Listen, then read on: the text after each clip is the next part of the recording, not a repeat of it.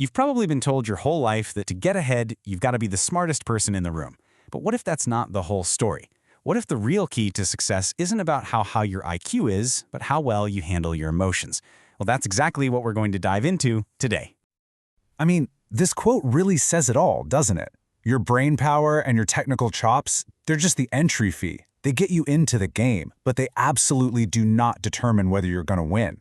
So, what does?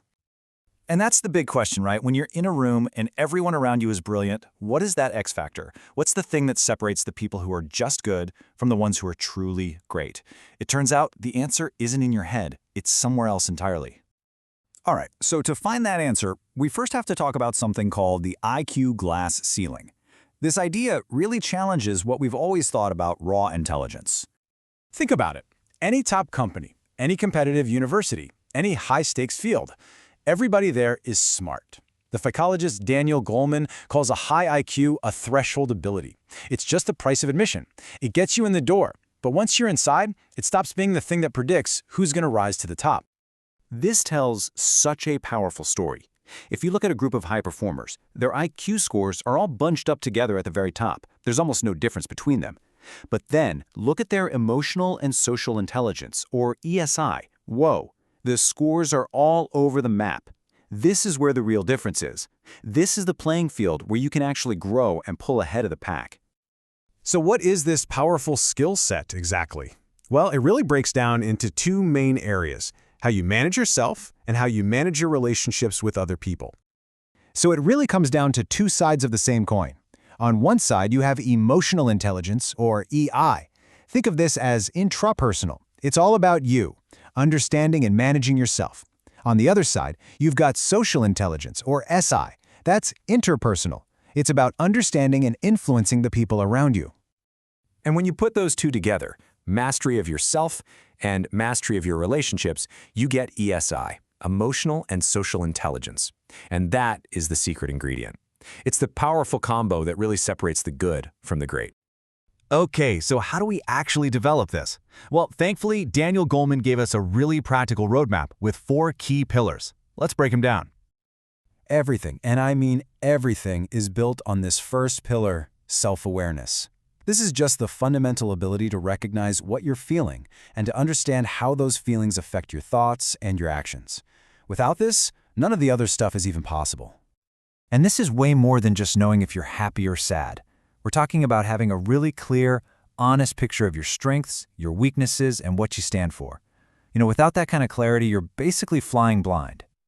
So once you have that awareness, once you know what's going on inside, the next pillar is self-management. This is about using that knowledge to guide your behavior in a positive way. It's the critical difference between just reacting to your feelings and actually choosing how you're going to respond.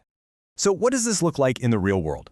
Well, it's the ability to stay calm when a project is on fire, to adapt when things suddenly change, and to stay optimistic even when you hit a setback. This is the bedrock of resilience and professionalism. Okay, now we're gonna pivot.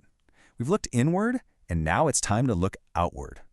Social awareness is all about being able to accurately read the emotions in other people and understand what's really going on with them. It's about being able to, read the room. And the absolute cornerstone of this is empathy, the ability to genuinely see things from someone else's point of view. From there, it expands out to things like understanding the politics of a team, or even figuring out what a customer needs before they even ask for it. And now for the final pillar, relationship management. This is where it all comes together. It's about using your awareness of yourself and your awareness of others to manage all your interactions successfully. This is where the rubber really meets the road. Relationship management is where we see all those powerful leadership skills come to life.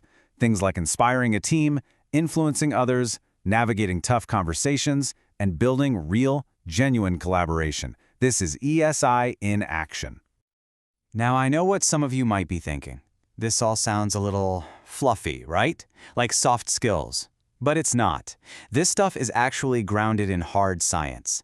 Let's take a quick look at what's happening inside your brain. Have you ever fired off an angry email and regretted it the second you hit send? We've all been there. Well, that's what Daniel Goleman calls an amygdala hijack. Basically, your brain's ancient alarm system, the amygdala, sees a modern-day threat, like a critical comment, and it just snaps. It floods your body with stress hormones, your thinking narrows, and you react before you even have a chance to think. But here's the amazing part. We have a prefrontal cortex. It's like our brain's CEO. It's the rational part that can step in and say, well, hold on a second, let's not send that email just yet. That little pause, that moment of hitting the brakes, that is self-management in its purest form. The power of this one skill was shown so brilliantly in a classic study at Stanford. You've probably heard of it, the marshmallow test. Basically, they put a bunch of 4-year-olds in a room, gave them a marshmallow, and said, you can eat this one now, or if you can wait a few minutes, you can have 2. So what happened? Researchers followed up with these kids 14 years later, and the kids who had the self-control to wait for that second marshmallow, they scored, on average, 210 points higher on their SATs. 210. That's just a staggering difference, and it all came down to that one simple skill, impulse control. Okay, let's bring this all home. The ESI advantage. Why does any of this matter? Why is developing your emotional and social intelligence maybe one of the most important things you can do for your career and honestly, for your whole life? It matters because high ESI is what truly separates average performance from star performance. It's what allows leaders to actually inspire people, to build teams that really trust each other, and to create an environment where people feel safe to take risks.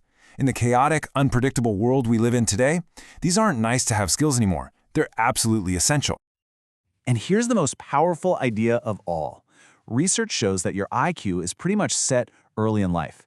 But your emotional and social intelligence, that's not fixed at all. It's a set of skills. And like any skill, it can be learned, it can be practiced, and it can be developed over your entire life. So the final question is a simple one. You've got one skill that's fixed and another that you can grow. Where are you going to choose to invest your energy?